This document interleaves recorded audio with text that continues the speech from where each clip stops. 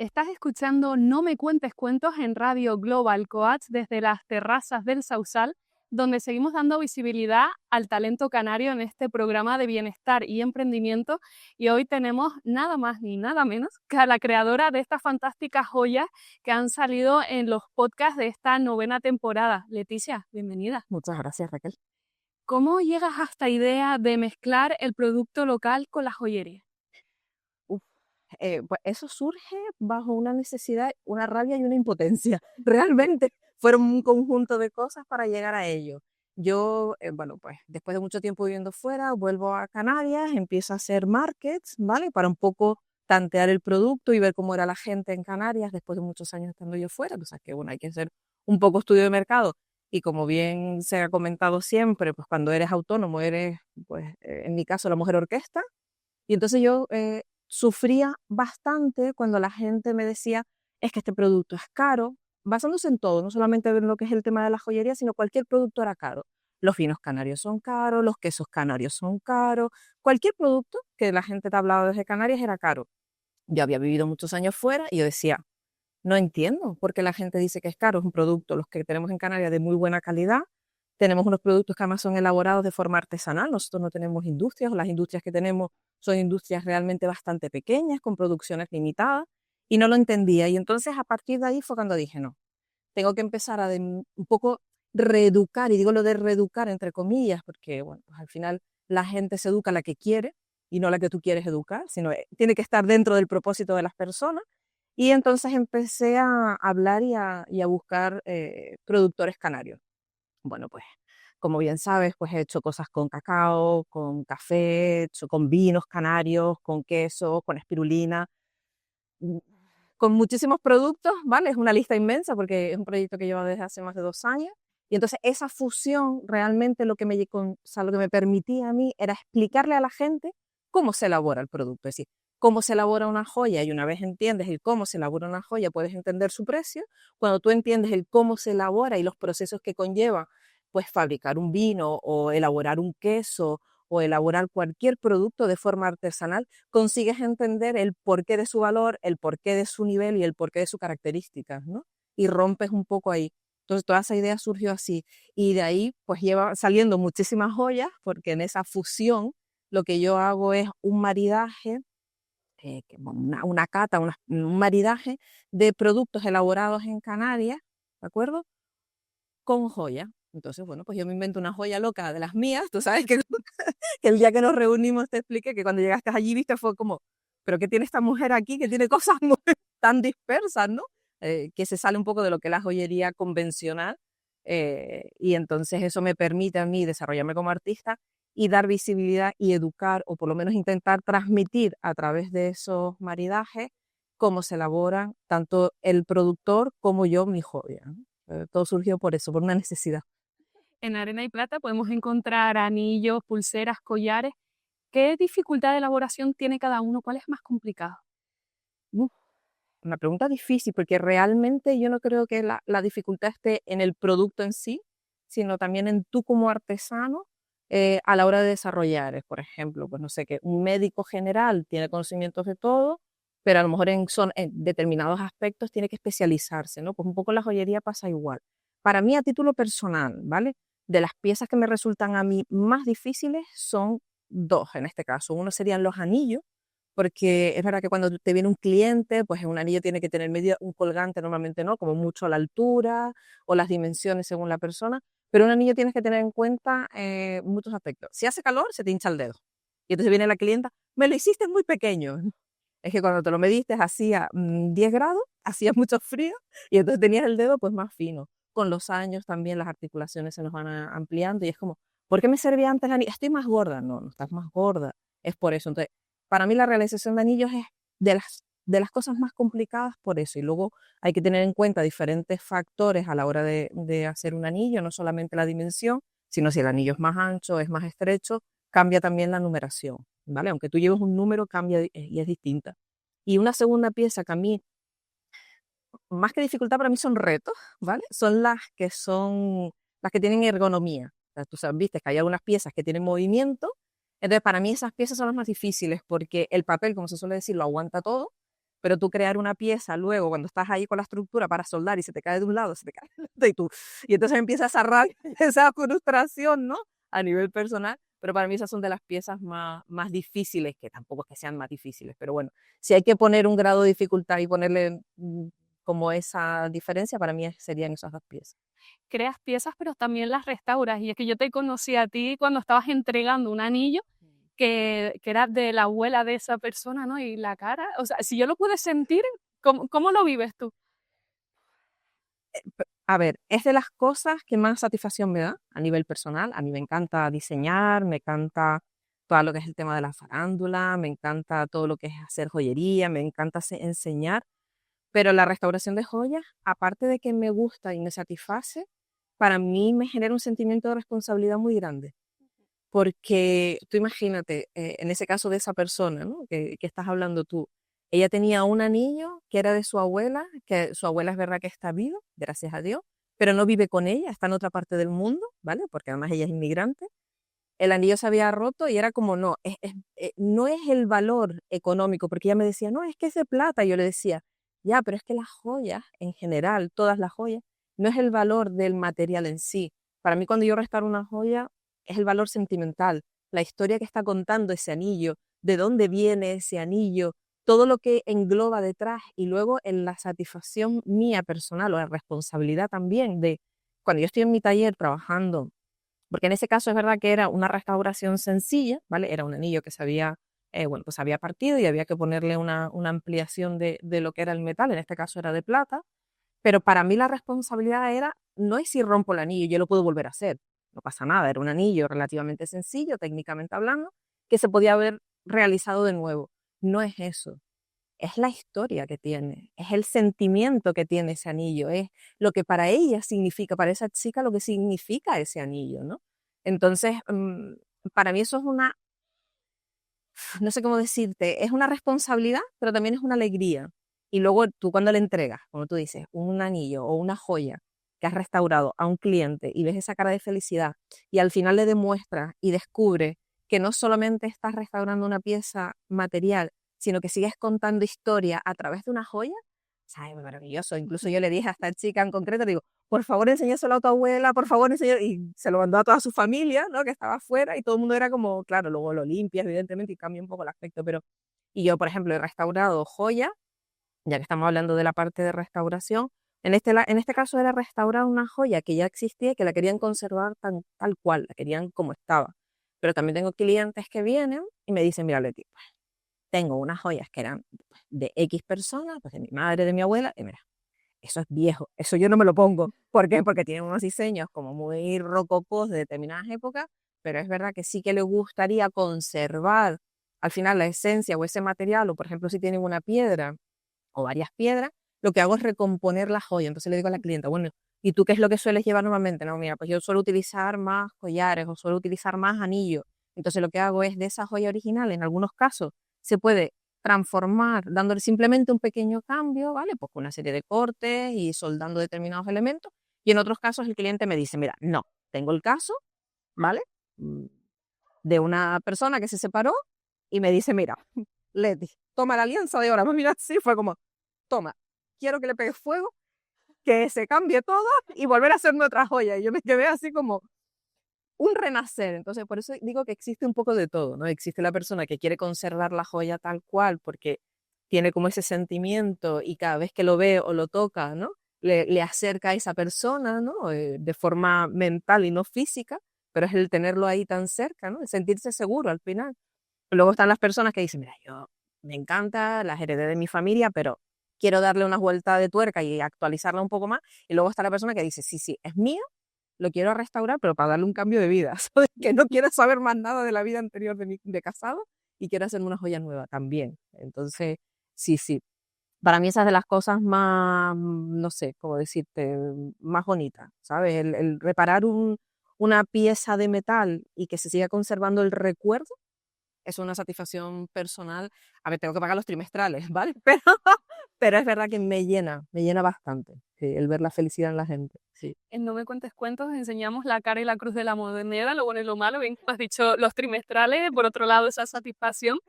¿Qué es lo más complicado de tu sector? Guau. Mi sector, en estos momentos, ahora mismo en el momento de vida en el que estamos a nivel global, ¿vale? No solamente ya luego, o sea, voy a hacer un poco una genérica me voy a ir al mundo entero y luego voy a ir yéndonos hasta Canarias, hacer como una visión de Zoom en Google.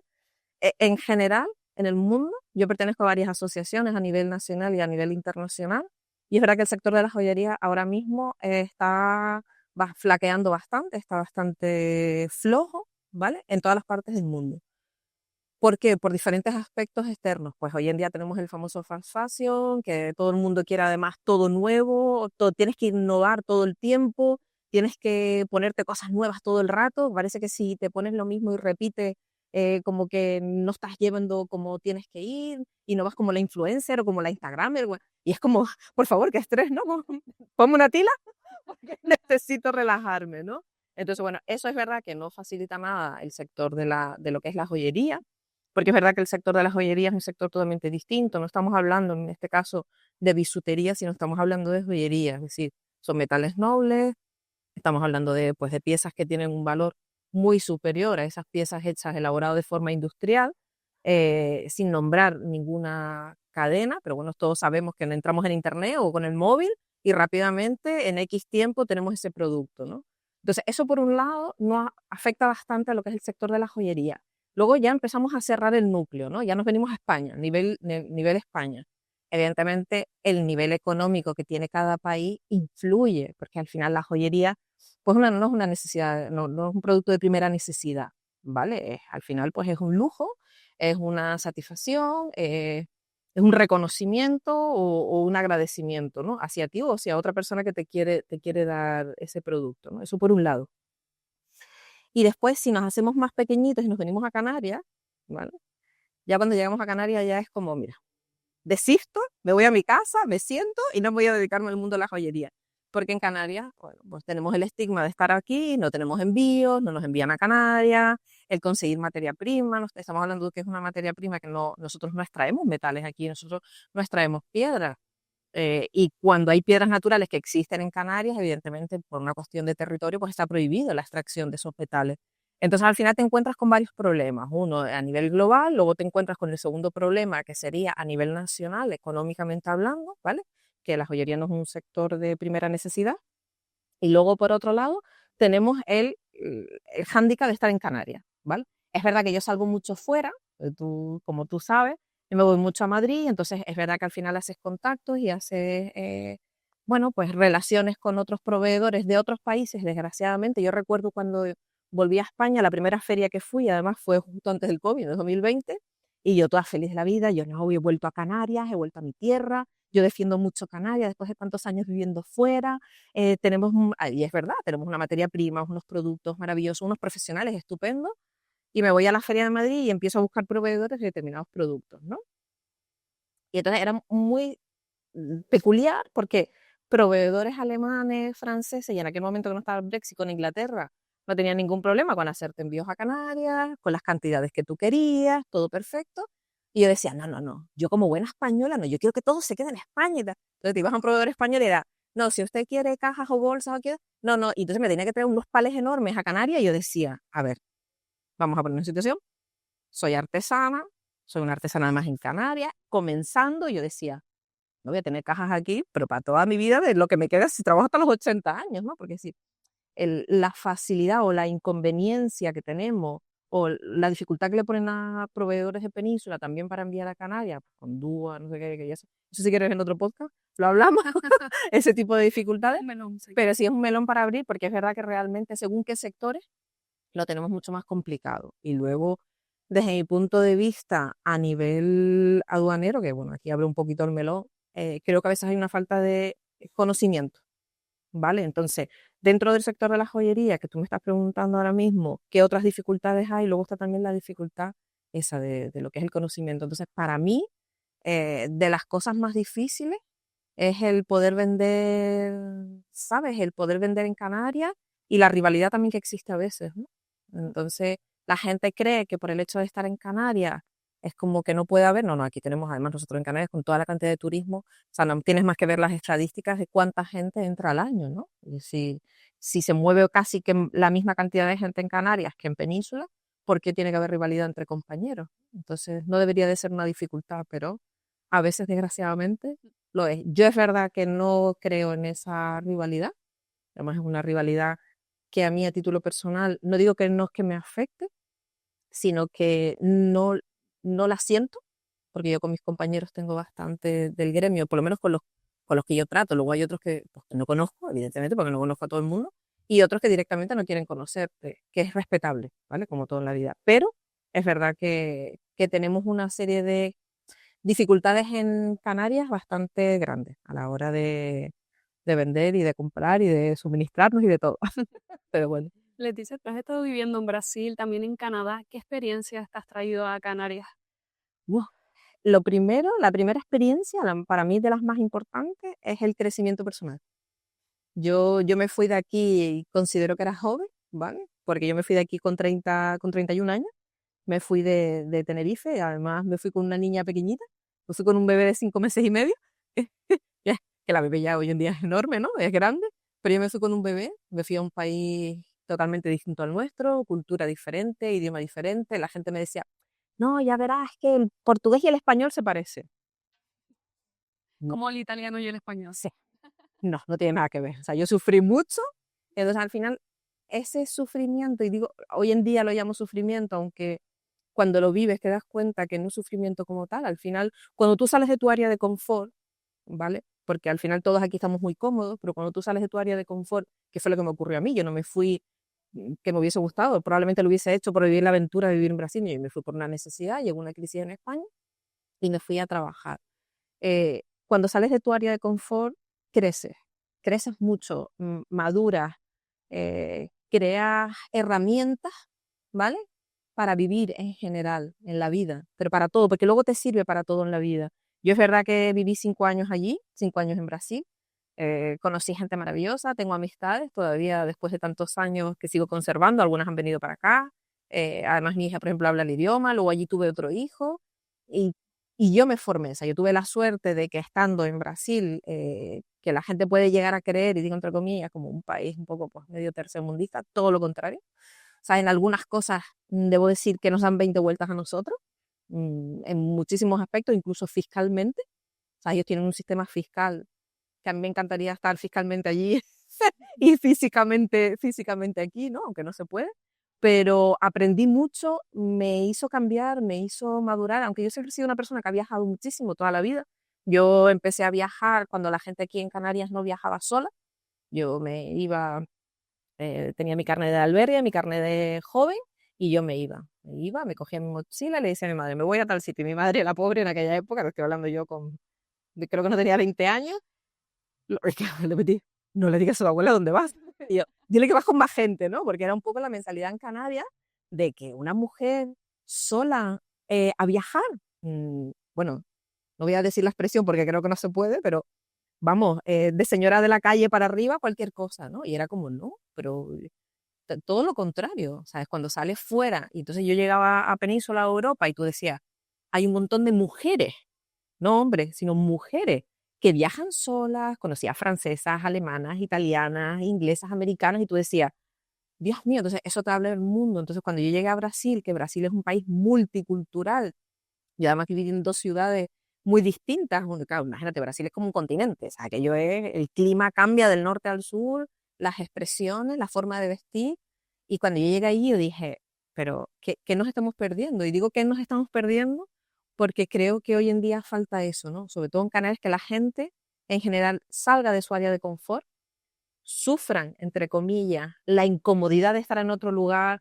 de a lo mejor no tener el dinero o no tener los recursos, pero todo eso te ayuda, todo te hace crecer, todo te hace, al final, yo siempre lo digo, ¿no? Es decir, el aburrirte, como cuando éramos pequeños, ¿no? Cuando te aburrías era cuando ingeniabas las mejores ideas, porque la necesidad de querer hacer un juego o la necesidad de querer investigar te lleva. Entonces yo aprendí el sector de la joyería en Brasil. Le doy las gracias, pero inmensamente, a los profesores que tuve allí que me formaron, incluso la formación en diseño con Débora, que es una tía, para mí es una crack, es de las mejores que yo me he encontrado. Y, estando allí, la diferencia entre estar allí, que es de las cosas que yo me doy más cuenta ahora, ¿no? Allí, claro, todo es mucho más caro porque muchas de las herramientas pues vienen de Estados Unidos o vienen de Europa, ¿no? no puedes adquirirlas porque el sobrecoste de impuestos no te lo permite. Entonces al final te le inventas la máquina o la herramienta y al final acabas sacando herramientas. Cuando yo regresé a Canarias, y recuerdo una vez me dice una compañera, no, porque necesito esta herramienta y claro, es que no me llega porque la necesito. Y yo le decía, pero no le veo la necesidad. Y decía, ¿cómo que no? Digo, no, puedes crearte esa misma herramienta con este otro artículo.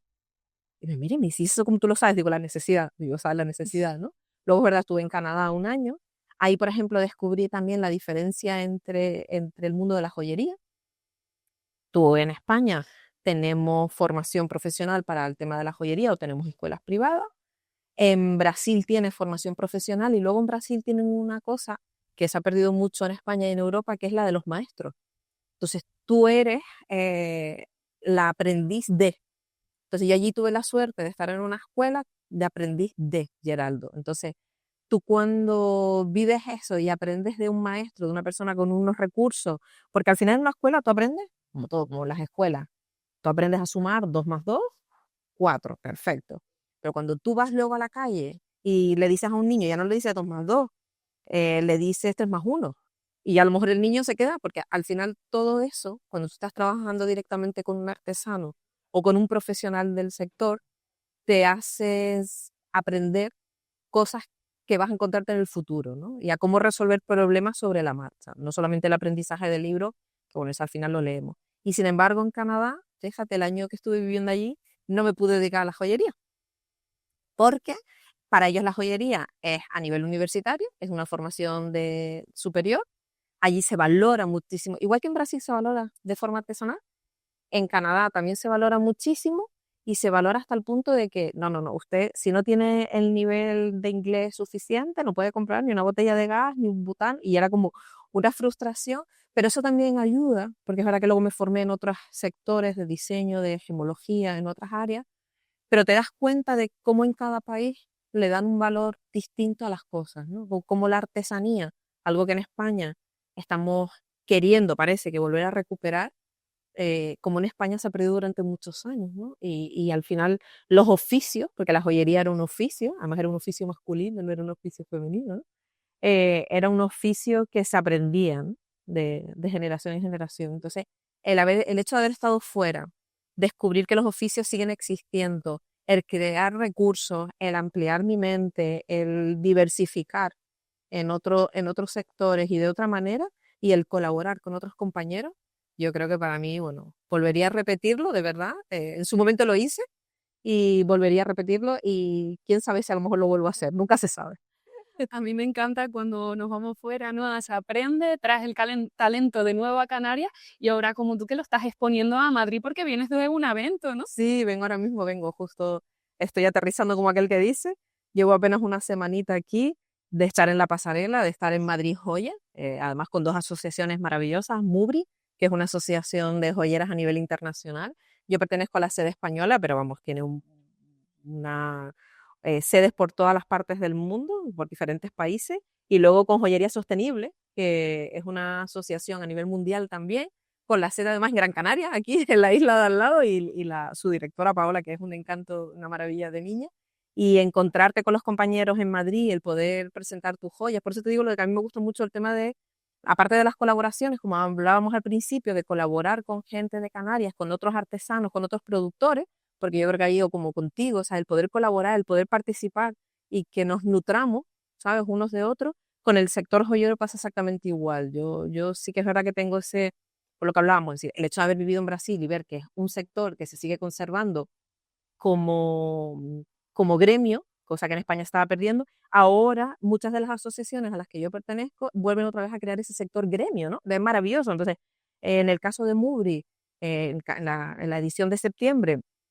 quien organiza es Madrid, es la Mubri España, e interviene Mubri Internacional, entonces viene gente de Panamá, de Brasil, hay sede en Estados Unidos, entonces te nutres de todos tus compañeros, porque es verdad que la joyería no es igual en todas las partes del mundo. Tú te vas a ver joyería artesanal en Alemania, no tiene nada que ver con la que hay en Italia o la que puede haber en Sudamérica, en diferentes partes de Sudamérica, porque entre México, Brasil y Argentina, por ejemplo, hay una gran diferencia a la hora de elaborar en las materias primas o incluso en los propios diseños, porque todo eso influye. A mí mi joyería yo siempre me la llevo a mi territorio, a Canarias. Tú llevas un collar ahora mismo inspirado en nuestra famosa estrella de mar roja, ¿vale? Entonces todas mis piezas siempre dan o una pincelada a un elemento canario o da una pincelada a cualquier producto nuestro, ¿no? Porque al final yo me lo he traído. Entonces, según las partes o las regiones a las que va, no todos los joyeros hacen le dan esa puntada, ¿no? O esa coma a su país de origen, pero eso al final te influye, ¿no? Tus experiencias de la vida. Entonces, Madrid Joya, a mí lo que me permite, o MoMA en este caso, que también tuve la suerte de desfilar en la pasarela. Bueno, yo no desfilé, pues hay que dejarlo claro, no fui yo, fueron mis joyas. Entonces, que hay que dejar a las profesionales hacer lo suyo. Entonces, no, para mí de verdad es un momento importante porque en ese momento normalmente suelo ponerla por primera vez las joyas a las modelos y es cuando por primera vez ves a tus joyas realmente siendo lucidas y te das cuenta, en muchos casos, por ejemplo en mi caso, que no creo que realmente sea tan buena joyera, creo que simplemente, bueno, pues soy una joyera que me he formado, que he aprendido y que hago unos diseños quizás diferentes, pero cuando lo ves ahí y escuchas a las personas, porque yo creo que también son, en mi caso, o yo creo que en general, bueno, por lo menos en el mío, ¿no? Soy muy autocrítica de no podía haber hecho esto, podía haberlo hecho mejor, podía haber cambiado, ¿no? Entonces nunca te quedas como satisfecho al 100% de tu colección o de tus obras o de lo que tú haces. O sea, cuando tú estás allí y escuchas a la gente, ay, mira esto, ay, mira aquella joya, entonces ahí tú dices, ay, eso lo hice yo. ¿Sabes? Y es como, ay, qué bien. Entonces, claro, tú te quedas calladito, evidentemente escuchando. Es el momento en el que puedes tener un feedback de la gente o de las modelos, cuando te dicen, ay, pues me gusta esto, o me siento cómoda, o no sé, ¿sabes? Esa parte es muy bonita, gratificante, como lo de restaurar joyas. Pero sí, acabo de aterrizar y muy feliz de mi vuelta. De hecho, yo animo a las personas que nos están escuchando a que comenten, ¿no? En la Sí, barrita por de comentarios qué le parecen las joyas de Leticia, que las pueden encontrar en Arena y Plata, y agradecerte este patrocinio en la 9ª temporada de No Me Cuentes Cuentos. Yo encantadísima y además, como te dije antes, estoy toda novelera, pero estamos preparando ahí las joyas y yo, no, porque es verdad que, bueno, no sé si lo hemos dicho o lo has dicho, pero vamos a intentar dar una pincelada con las joyas a la persona que estás entrevistando en la medida de lo posible, así que sí, espero que a la gente le guste. Cada joya está relacionada con las personas que vamos a entrevistar. Yo te agradezco muchísimo, Leticia, por este ratito y por exhibir tu joya. Muchas gracias. Creación. Gracias a ti.